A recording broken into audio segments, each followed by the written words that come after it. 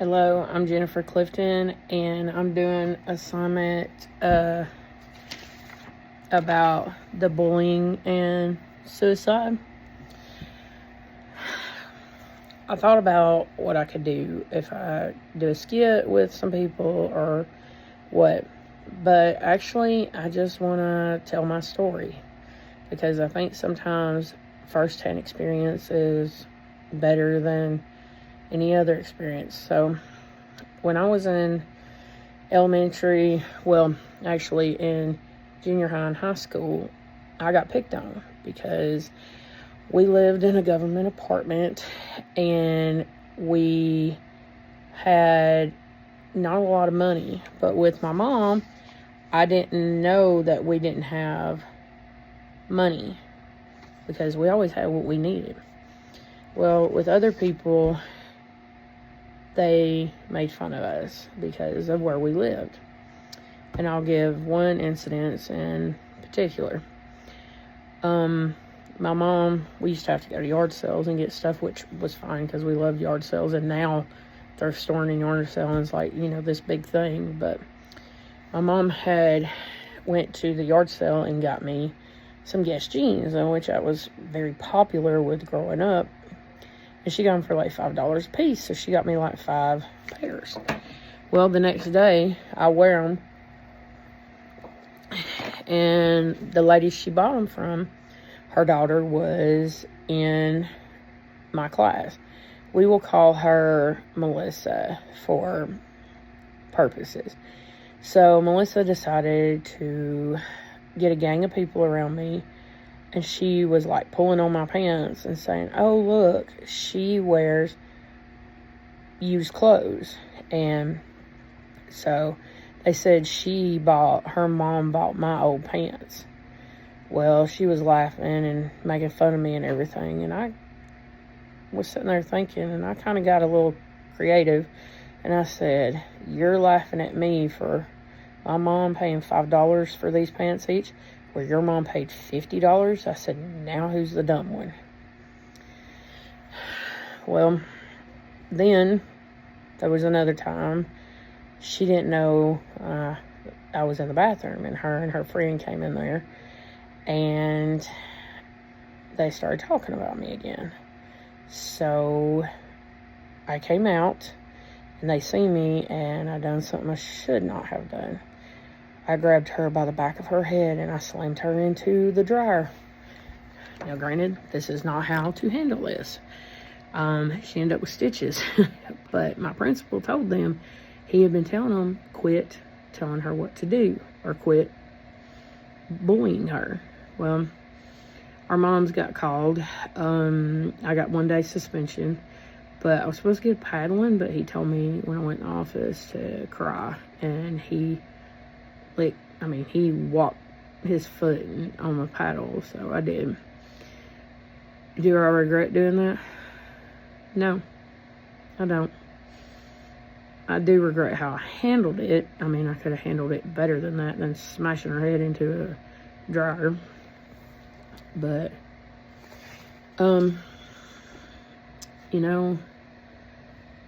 there's like 1 out of 5 kids in the United States is bullied every day. 2 out of 5 is bullied online nonstop. And 4 out of 5 have experienced bullying in their lifetime. Now, social media, worst thing that could have happened to us. Because guess what? Your business goes everywhere. It don't matter where it's at. Once it goes on the internet, it's there. It doesn't matter if you delete it or not. And in our culture, it's called getting canceled. And this happens a lot to kids. There has been several suicides around where we're from of kids in 20s.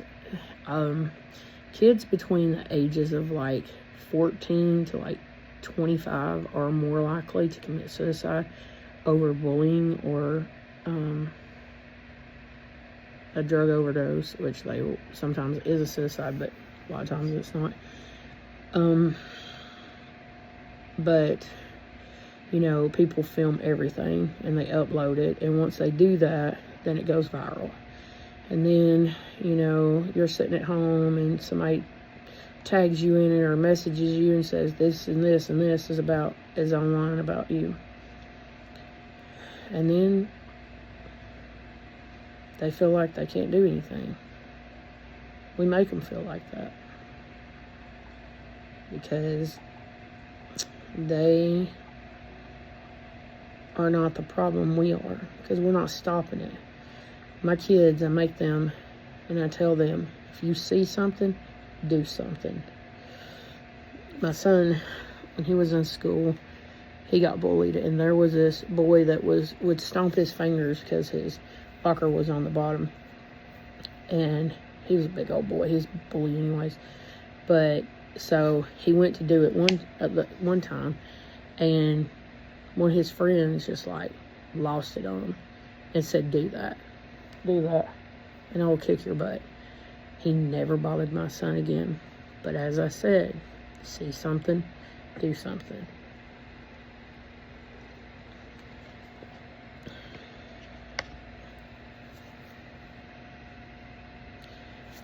You know, school bullying is awful.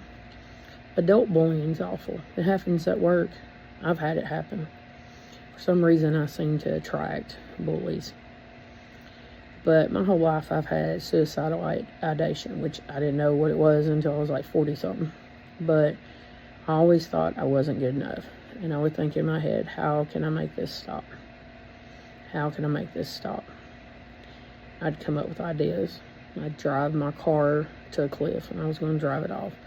I'd do this and that, but it always comes back that I had my kids. But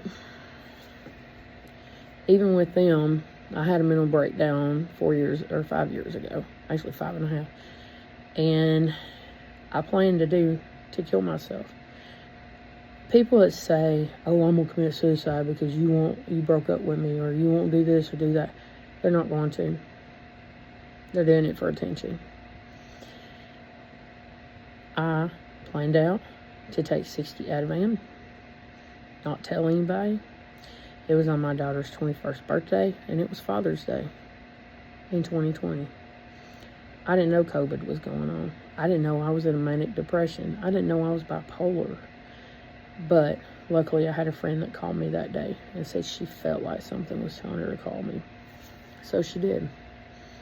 And if she hadn't have, who knows what would have happened. So I went to the hospital and I got help. My husband got rid of the pills, but that's when I found out I had suicidal ideation. And they said a lot of people has it because of raising, you know. I had a lot of PTSD, and like I said, bullying. I was an easy target, and kids that are autistic or lower or have a developmental delay, they are easy targets for people. And that's the ones we have to watch, because you might not think they're thinking about suicide, but they do. I've seen several articles about kids that's been autistic or, you know, had learning disabilities or lower level, and they get made fun of and stuff, and they just do it. Or another thing is people send out pictures, especially like on Snapchat and everything, and that WhatsApp, I think is what it's called, and sending pictures of parts of their body they shouldn't. And then it goes viral and goes around the school. And that will lead to that. Key players in bullying. Peers. Sometimes teachers. Sometimes parents. But it's mainly peers with students, with their peers. A lot of times rich kids will bully poor kids, or kids that don't have money, or they live in government housing, or they their family is lower income and they don't care. They want to flaunt what they've got.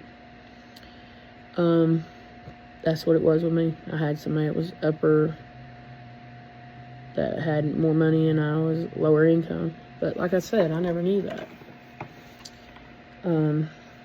Teachers can be the biggest prevention in bullying, so can parents. Staying connected and having open communication is a good way to stop it or, help it. Following the policies at school, that's a big one. Document everything.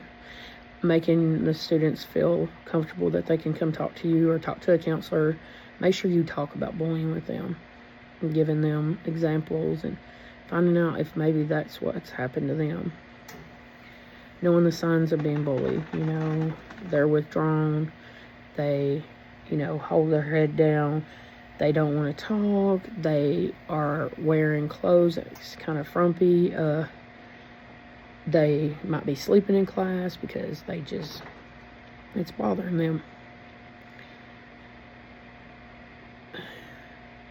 The best thing to work on preventing that is talking to them, documenting, working with the teachers and the teachers working with the parents and working with the principal and making sure that whoever is doing this is held accountable, that it's not completely just let go and it's not ignored, because when you ignore it, that makes it worse.